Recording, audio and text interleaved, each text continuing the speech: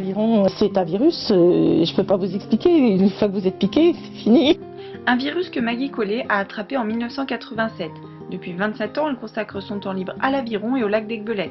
Riche de ses années de bénévolat, c'est aujourd'hui elle qui gère les 150 à 300 bénévoles présents sur le site, mais pas seulement.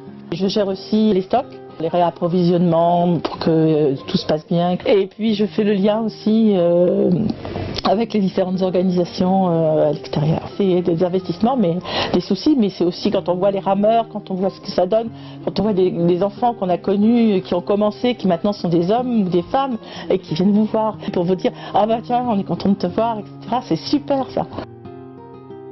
Maggie partage cette expérience en famille. Son mari, Emmanuel Collet, fait lui aussi partie de l'aventure. La tour d'arrivée m'envoie les résultats sur cette imprimante là. Et puis moi je suis chargé de faire les tirages. C'est un poste privilégié pour Emmanuel qui peut ainsi garder un œil sur la compétition. La course passe juste devant la base, donc c'est formidable. Être sur l'eau, au plus près des athlètes, c'est le rôle que Thomas a choisi. Depuis 3 ans, il suit une formation pour devenir arbitre bénévole. J'ai voulu m'investir dans la compétition autrement que par la ramerie et j'ai trouvé dans l'arbitrage le moyen de pouvoir m'investir d'une autre manière et être vraiment au cœur de l'action. Et si Thomas a choisi d'être bénévole, ce n'est pas seulement pour être au cœur de l'action.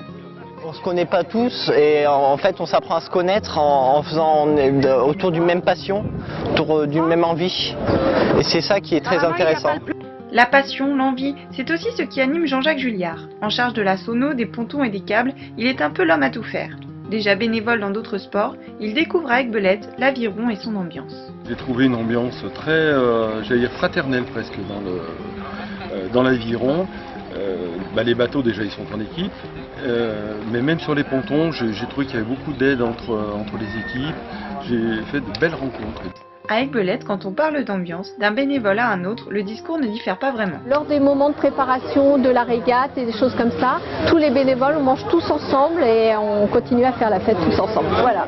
On vient parce qu'il y a une bonne ambiance, parce que le seul salaire du bénévole c'est la bonne ambiance. Je suis affecté à ce poste-là parce que je suis technicien au départ en informatique, donc ça intéressait le comité d'avoir quelqu'un qui s'y connaisse un peu en informatique. Puis ça m'intéressait aussi, et le chrono c'est un poste assez sympa. Ouais. Sans l'investissement des bénévoles, les compétitions sur le lac d'Aiguebelette ne pourraient pas avoir lieu. Ils sont partout, sur tous les fronts, jusqu'au jour où tout s'arrête. Le dernier jour, c'est triste parce qu'il faut qu'on reprenne la vie normale et alors là on est complètement perdu.